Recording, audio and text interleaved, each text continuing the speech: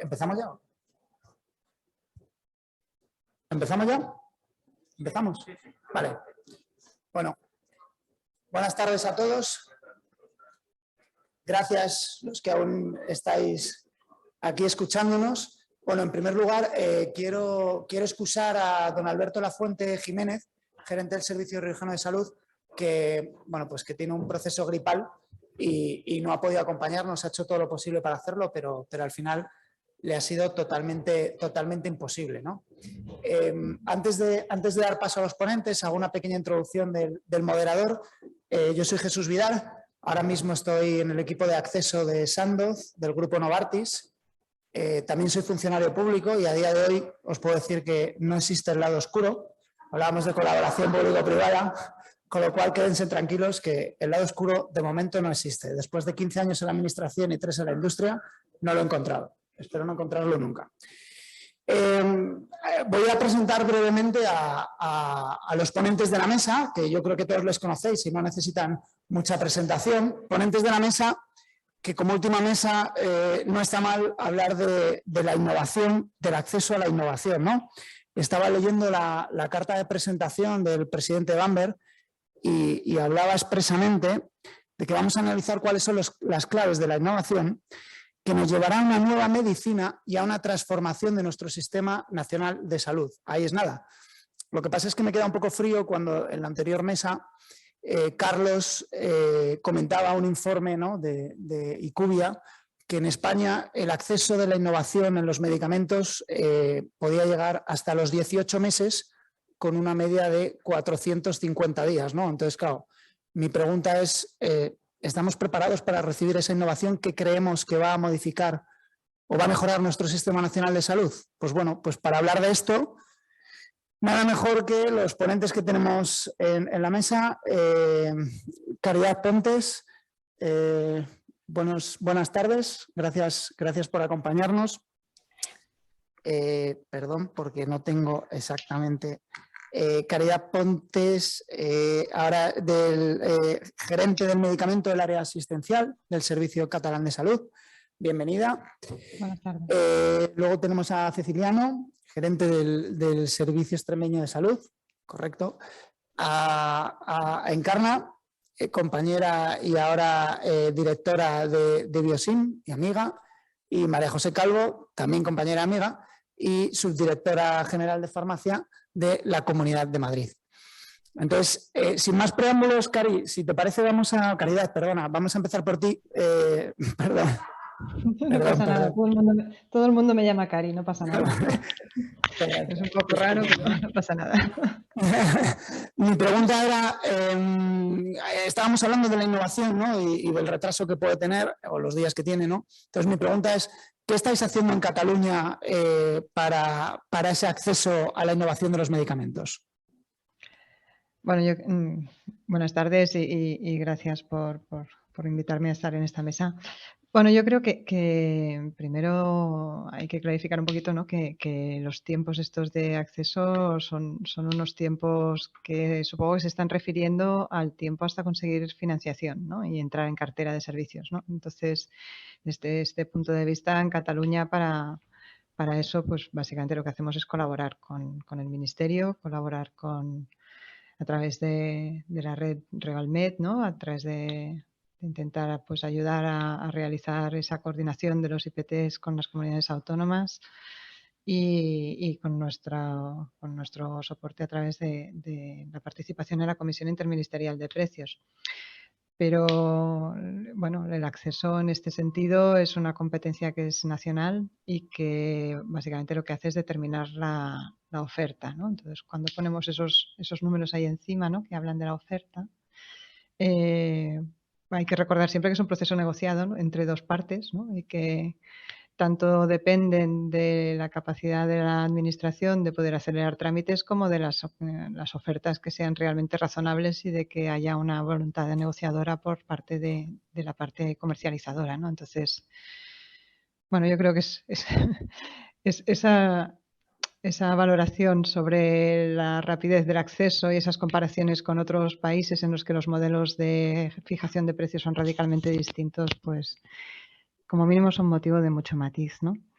por la parte que nos toca, nosotros lo que intentamos pues básicamente es que una vez ya está definida esa oferta, ¿no?, a través de la cartera, hacer que esto aterrice de la forma más ordenada posible dentro de lo que es la prestación, intentando pues que la velocidad y la ubicación en la que se incorporan estos tratamientos pues sea lo más homogénea dentro de lo que es nuestro territorio, ¿no? Y para eso pues intentamos hacer un ejercicio a nivel autonómico de priorización y de ubicación dentro de lo que es la oferta de medicamentos de nuestros centros, pues que sea consensuada a través de programas de comisión farmacoterapéutica, de nuestro programa de armonización, y utilizamos las herramientas de gestión que están a nuestro alcance, ¿no?, que básicamente son pues el soporte a través de los circuitos de facturación para identificar pues los tratamientos que van facturados de una forma o de otra.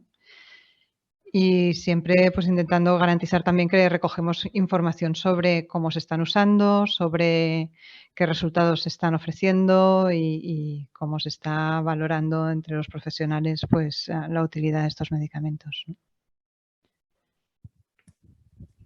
Muchas gracias, Caridad. Voy a preguntar ahora a Ceciliano. ¿Qué problemas encontráis en vuestra comunidad autónoma, Ceciliano, como responsable del Servicio de Salud, en la introducción de la innovación en la farmacia?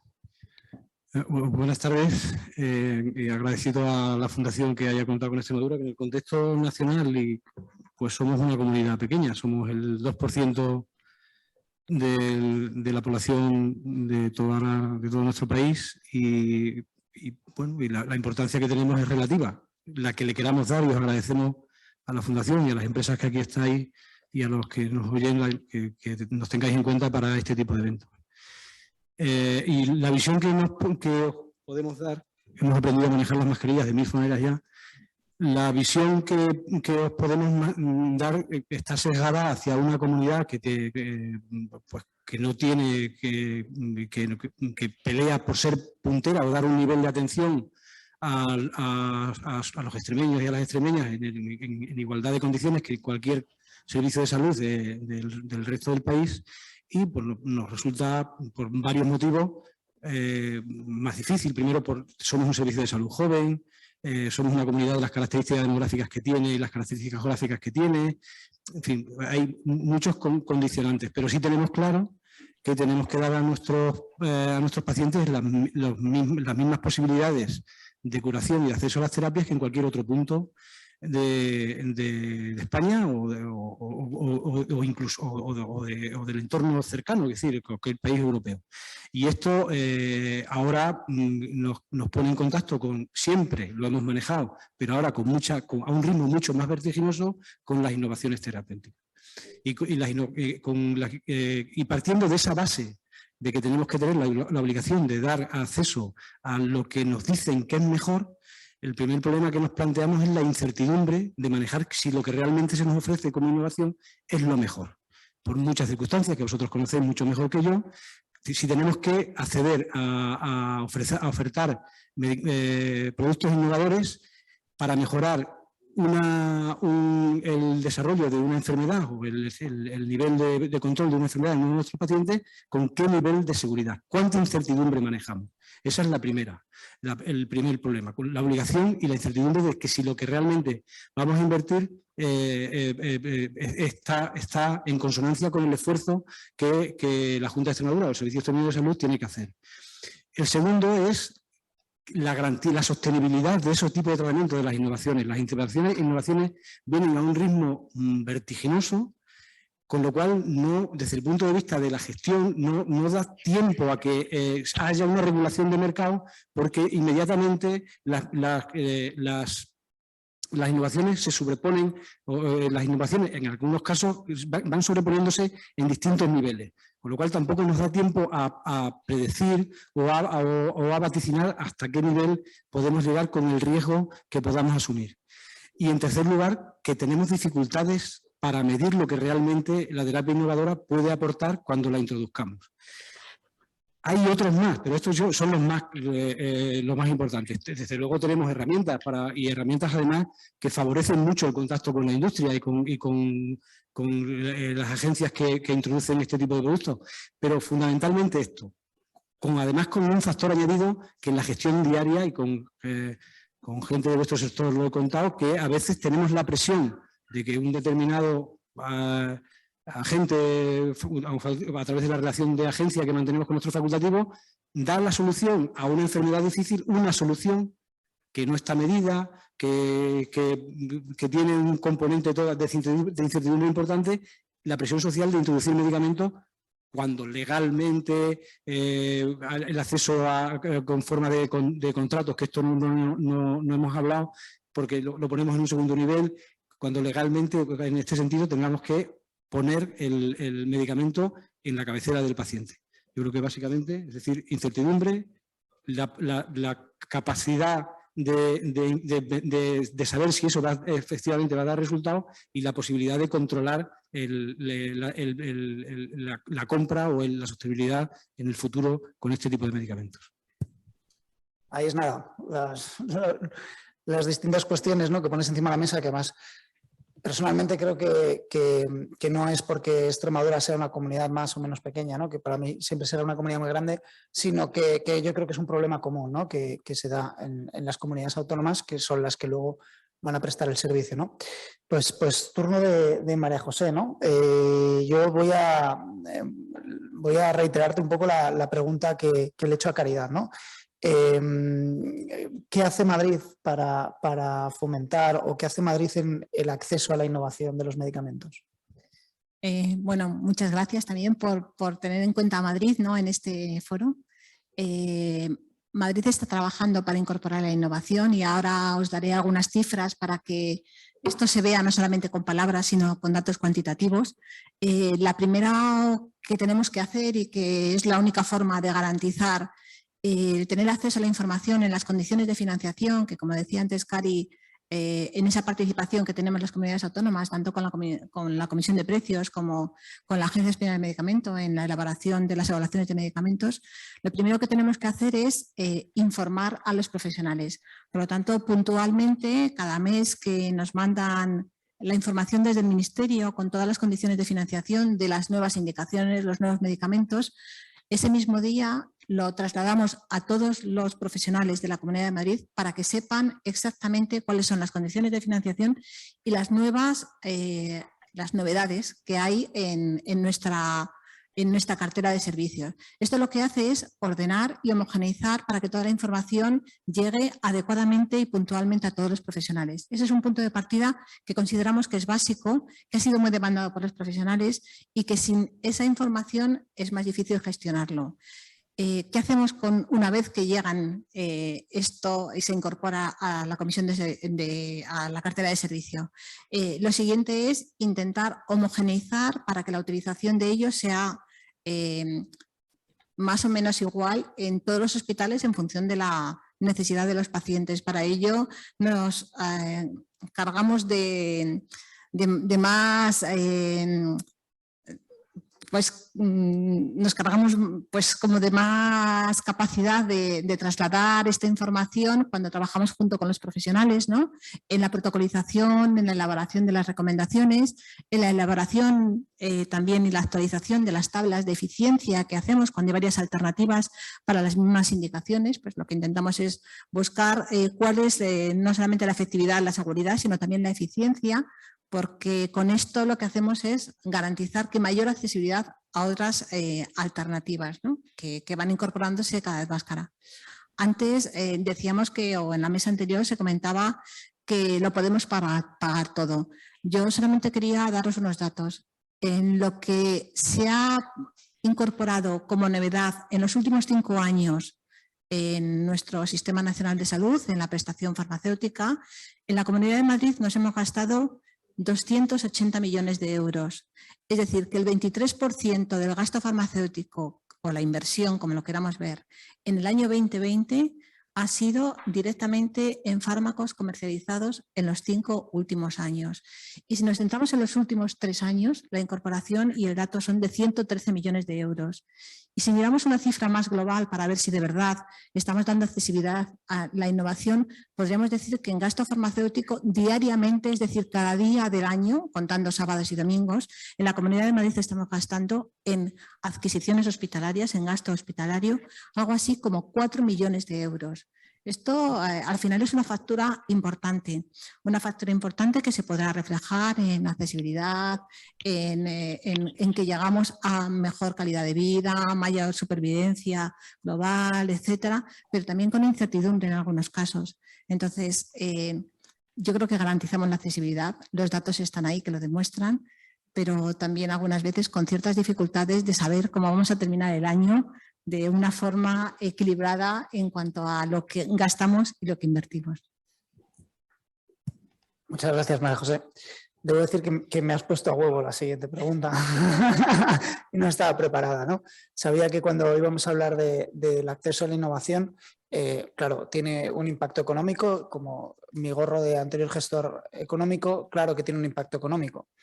Y ahora viene a huevo mi pregunta, ahora entra en Encarna de Biosim. Y claro, yo he leído recientemente un informe de la AIREF, la Agencia Independiente de Responsabilidad Fiscal, que de impactos presupuestarios algo sabe, y considera que en España podríamos ahorrar 1.000 millones de euros con la penetración de los biosimilares, 1.000 millones de euros anuales, no recuerdo mal, 2.800 en un periodo de 3 años, ¿no? Entonces, claro, Encarna, todo tuyo.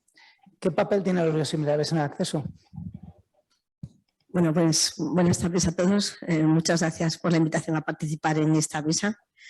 Efectivamente, 1.000 millones de euros anuales, esa es la previsión para el año 2021, se mantendrá en el 2022 y seguramente aumente un poquito más en los siguientes años y aumente todavía más si somos capaces de fomentar la prescripción y la utilización de biosimilares en nuestro sistema sanitario, como nos recomiendan tanto el Congreso de los Diputados, la Estrategia Farmacéutica Europea, el Plan de Genéricos y Biosimilares del Ministerio. ¿Qué papel tienen para el acceso? Pues, lógicamente, el biosimilar lo primero que provoca es competencia. Y la competencia en un mercado desemboca normalmente en una disminución de precios. Y cuando hablamos de biosimilares estamos hablando de medicamentos biológicos. Medicamentos que tienen un impacto sanitario importantísimo porque han venido a revolucionar el tratamiento de muchas enfermedades y de muchas patologías crónicas, que tienen un antes y un después. Y bueno, pues tenemos un gran número de medicamentos biosimilares que nos van a generar pues una serie de mejoras en el acceso. En primer lugar, al tener competencia, lógicamente disminuyen las posibilidades de desabastecimiento. Todos aquellos que estéis en esta sala seguramente conocéis los problemas que estamos teniendo en los últimos años de desabastecimiento de fármacos. Al tener diversas alternativas, la posibilidad de desabastecimiento lógicamente también va a disminuir. Pero no solamente es eso, la presencia de biosimilares en el mercado también provoca un mejor acceso a las terapias biológicas y esto está ampliamente documentado. Por poneros un ejemplo, hace creo que fueron 1 o 2 semanas, se publicó un estudio de la Autoridad Sanitaria Noruega en la que ponía de manifiesto que la presencia de biosimilares había aumentado considerablemente la utilización de fármacos biológicos en una patología tan importante como la enfermedad inflamatoria intestinal. ¿Qué más pueden hacer los biosimilares para el acceso? Adelantar líneas de tratamiento. Y cuando hablo de adelantar líneas de tratamiento, hablo también de mejorar resultados en salud. Normalmente los fármacos biológicos son fármacos de un elevado precio. Y también, normalmente, debido a esa característica, en muchas de las patologías en las que se utilizan se posicionan en segunda, en tercera línea de tratamiento. Cuando se comercializa un biosimilar, el coeficiente beneficio-coste se modifica. Y eso hace que podamos volver a repensar en qué línea de tratamiento vamos a poner el fármaco biológico. Y eso es lo que ha hecho muy recientemente en Gran Bretaña el NICE. El NICE ha revisado, por ejemplo, su guía de artritis reumatoide. Ya sabéis que el NICE es el que posiciona fármacos en National Health Service y yo creo que fue hace 3 o 4 meses, ha pasado de recomendar el uso de fármacos biológicos de los que existe un biosimilar solo para artritis reumatoide grave a artritis reumatoide moderada. Eso ha beneficiado en el Reino Unido a más de 25.000 pacientes y seguramente en esos 25.000 pacientes va a mejorar el resultado en salud, porque el tratamiento precoz con biológicos también ha demostrado que mejora los resultados en salud. Y por último, también a mí me lo han puesto bien en la mesa anterior, hablaban en la mesa anterior nuestros compañeros del acceso a innovaciones disruptivas y ponían como ejemplo el acceso a las terapias combinadas en el ámbito de la oncología. Terapias combinadas normalmente de 2 anticuerpos monoclonales. Cuando ya un anticuerpo monoclonal tiene un precio muy elevado, 2 anticuerpos monoclonales multiplican el precio por 2, por una simple regla matemática. Eso hace que en muchas ocasiones haya problemas para la financiación. ¿Qué ocurre cuando tenemos biosimilares?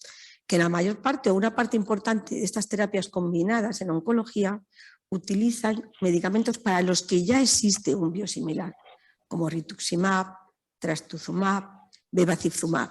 Eso hace que el precio de la terapia combinada disminuya y, por lo tanto, sea más factible la financiación dado que el precio baja.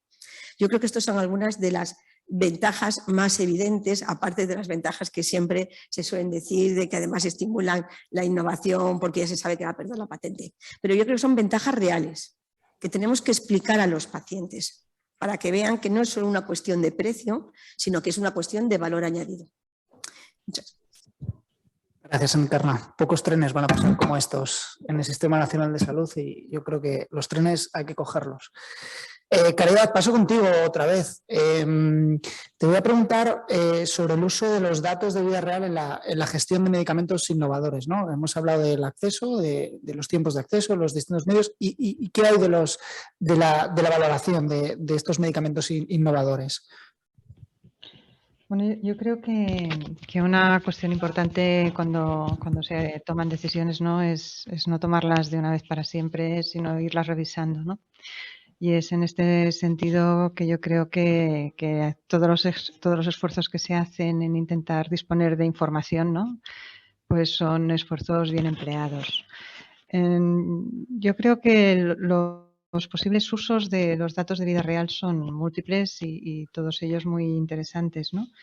En cualquier momento, ¿no? Tanto antes como durante como después de la incorporación de la innovación. Antes porque nos permiten apoyar un poco la evaluación, nos permiten hacer una estimación de cuáles pueden ser los pacientes candidatos, nos permiten ver también datos de efectividad de las alternativas en vida real, ¿no?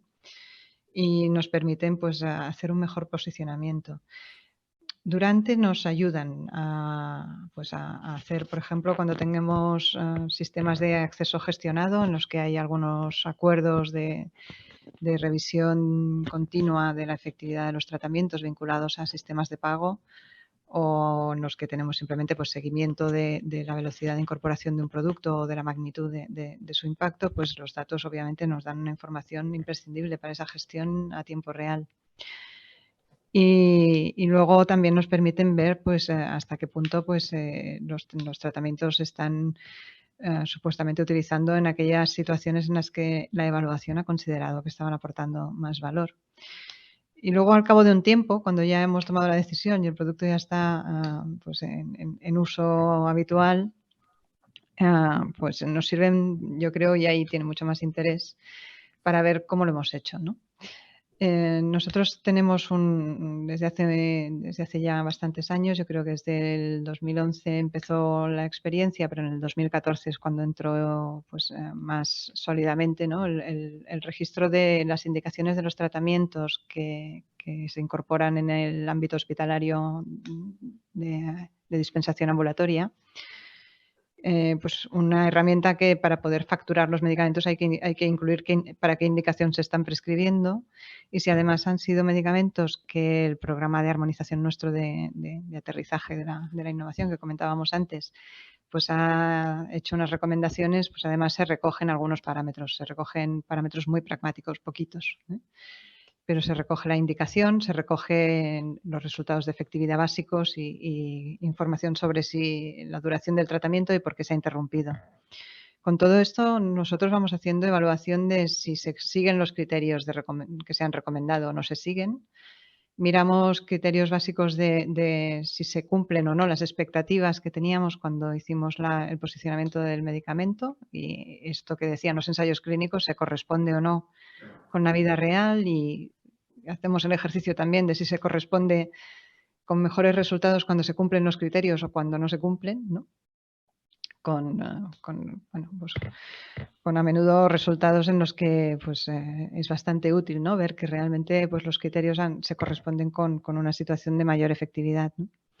Y nos sirven también para acabar reajustando el valor, ¿no? Que es lo que deberíamos pues, tener una cierta agilidad para ir haciendo, ¿no? Porque las innovaciones vienen con muchas prisas, pero luego no se van nunca con prisa.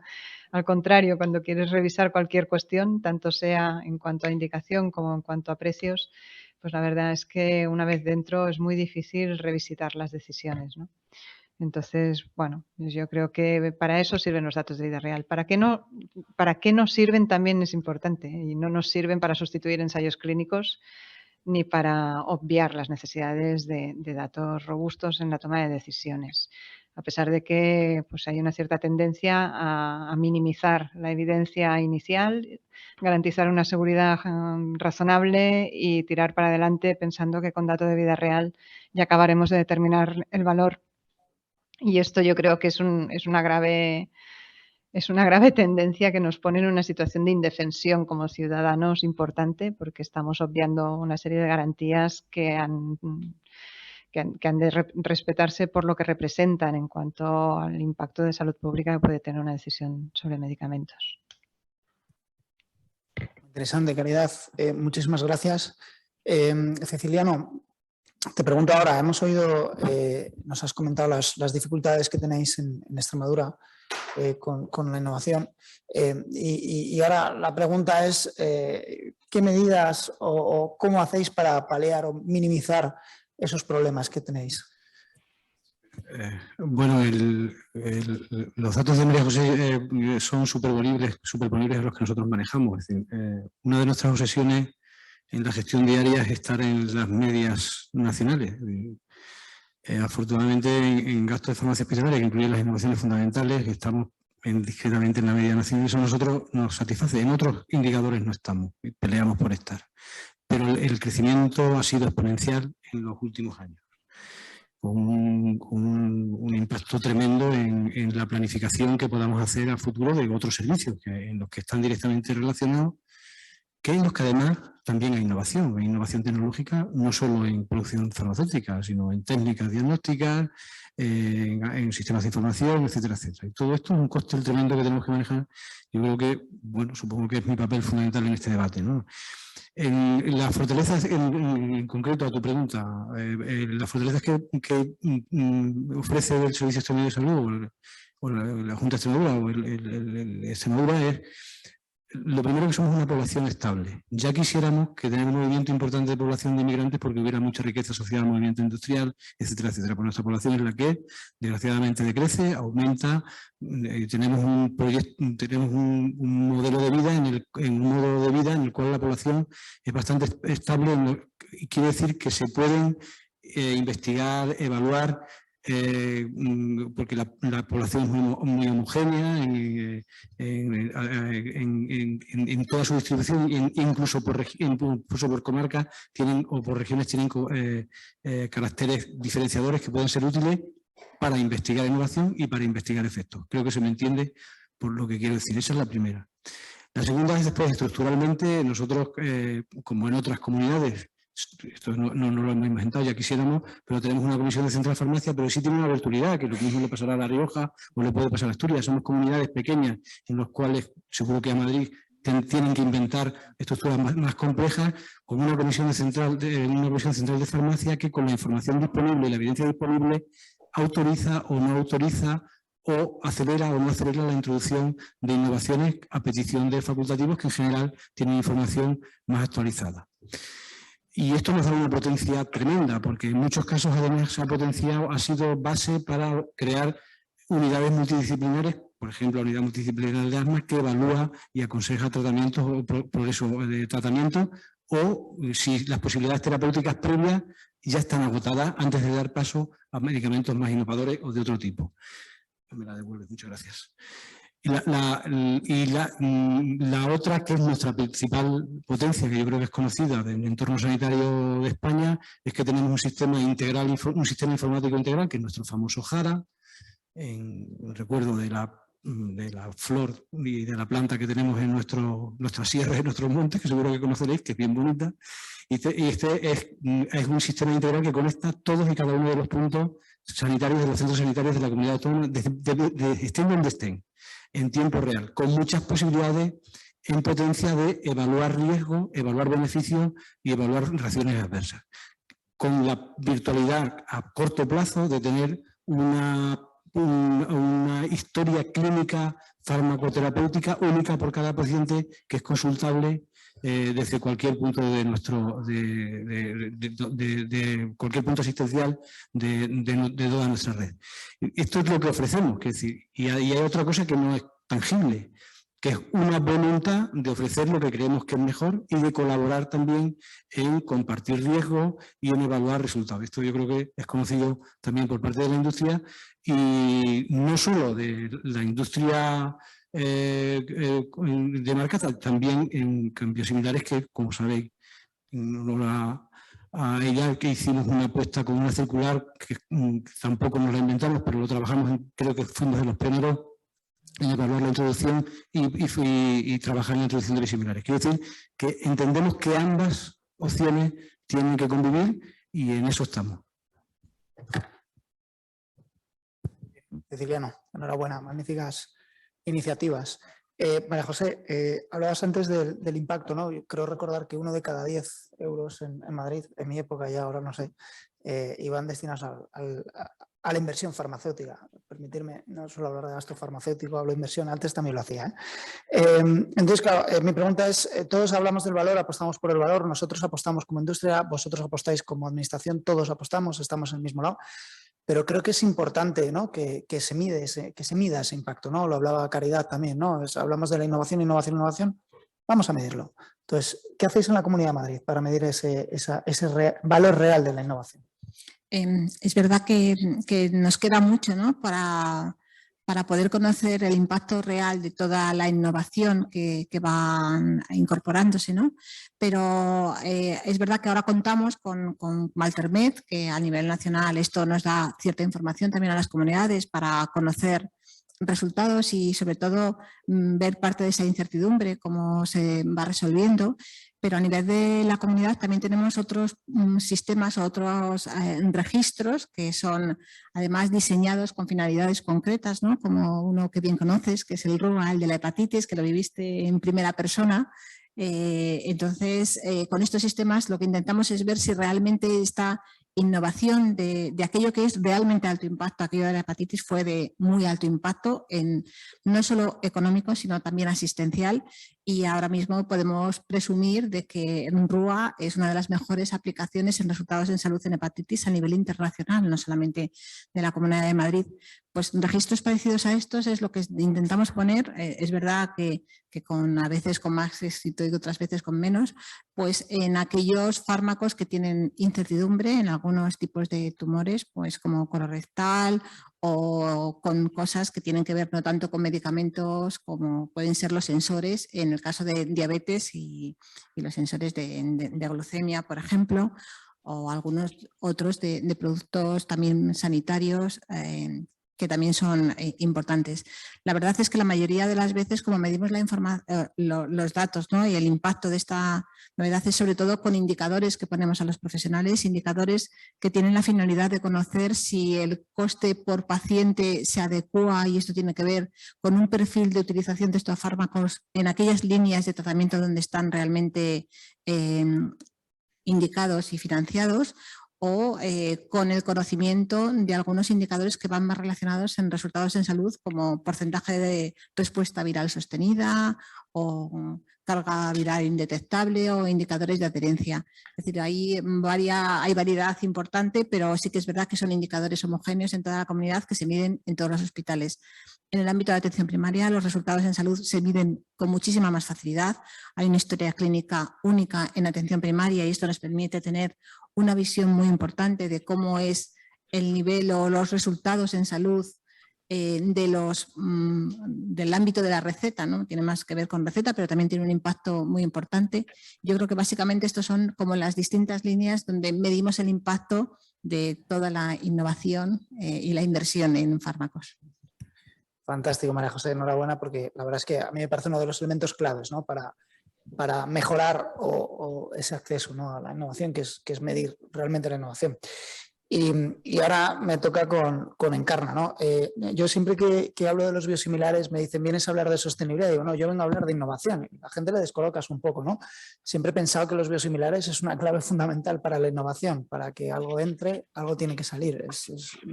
Los que habéis estado en la administración lo sabéis, ¿no? Entonces, siempre he defendido el papel de la innovación, de los biosimilares en la innovación. Y ahí va mi pregunta, Encarna. ¿Qué papel tienen los biosimilares en la innovación? ¿Cómo pueden innovar los biosimilares? Bueno, yo creo que, en primer lugar, creo que no hay que contraponer innovación y biosimilar, ¿vale? Yo creo que la industria innovadora es absolutamente necesaria, nos va a generar nuevas herramientas de tratamiento, va a hacer avanzar el tratamiento de numerosas enfermedades y es absolutamente necesaria para que luego pueda provocarse en aquellos medicamentos que tienen un buen desarrollo la aparición de biosimilar. Pero los biosimilares también son muy necesarios para la industria innovadora porque van a hacer hueco. Yo siempre hablo de que aquí no estamos en un círculo competitivo, sino en un círculo virtuoso en el que unos apoyamos en otros. Como he dicho antes, la aparición de biosimilares de medicamentos fuera de patente tiene un efecto indirecto sobre la innovación porque obliga a que la industria innovadora esté siempre pendiente de nuevas posibilidades de tratamiento, pero no hay que olvidar, y yo creo que eso hacemos siempre mucho hincapié, en que la industria biosimilar también investiga, ¿vale?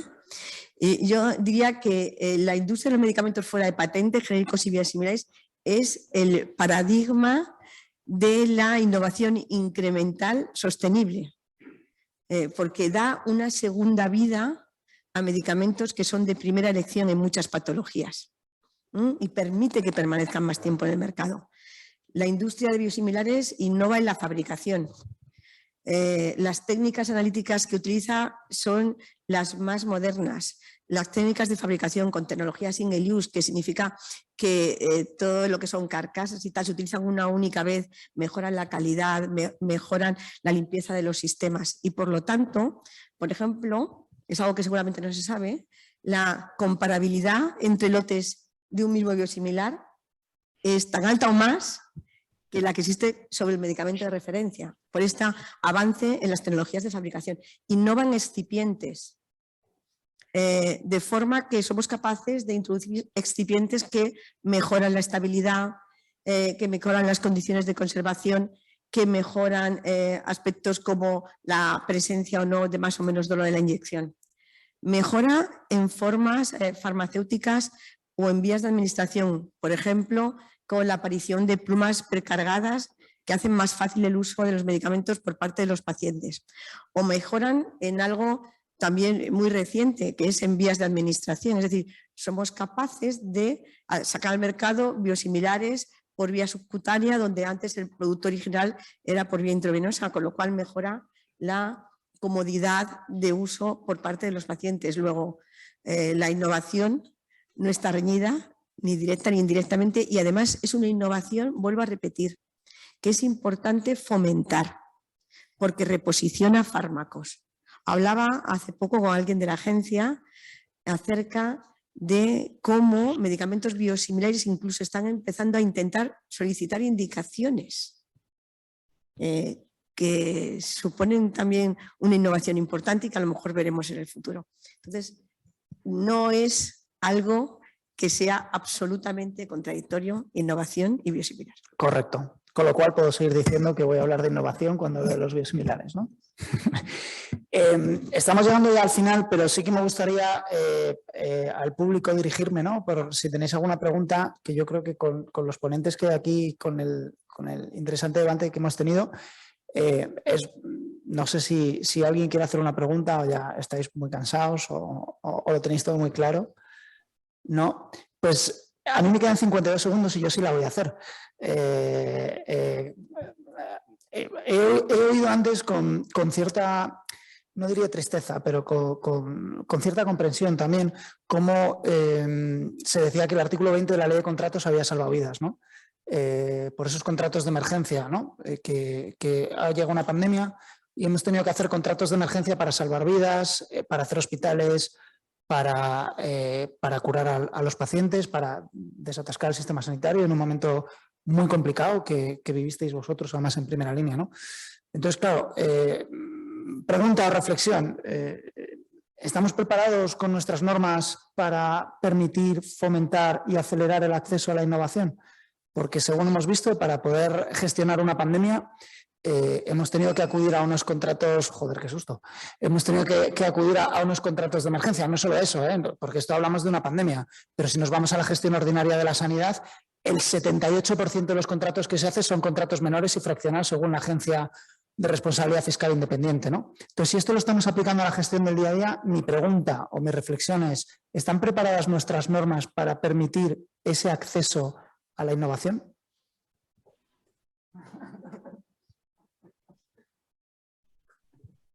Trin, trin, trin. Yo que soy el gerente, que soy el que gasto y que firmo. Bueno, hay una ley de contratos que nos impide una negociación directa, efectivamente, es decir, que la ley de contratos de administración pública tiene unos requisitos que no son malos, Entre otras cosas están impuestos porque se ha abusado de lo contrario y socialmente eso se pidió que fuera así, para no comprar lo que quisiéramos.